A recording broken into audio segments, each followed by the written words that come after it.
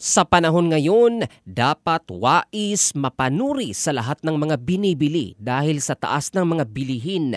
Bawat sintimo o piso ay mahalaga. Ito'y dahil ikinagulat ng isang ginang na si Evelyn Gisera, may-ari ng isang sari-sari store sa barangay Nueva Villa, Don Marcelino, Davao Occidental ang nabiling isang sako ng bigas.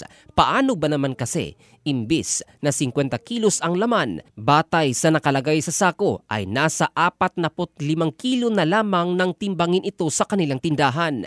Batay sa binahaging video ng ginang, pinakita nito na nasa 45 kilos lang talaga ang bigat ng isang sakong bigas na kanyang nabili sa isang hindi pinangalanang rice distributor sa pamilyang bayan.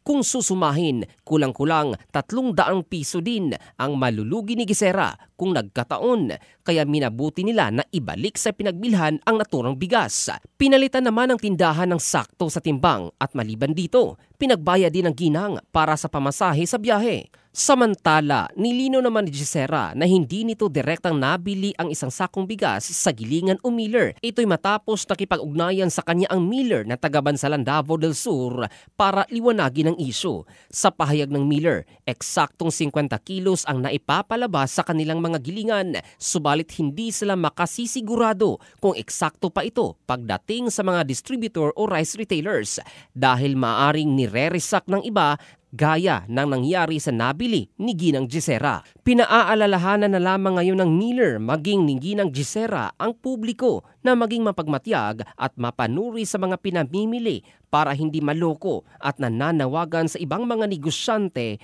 na maging patas dahil bawat sintimo o piso katumbas ay isang butil ng bigas sa mga panahong ito. Ito si Jofel Candado in the heart of changing lives ng Brigada News Philippines, the Music and News Authority.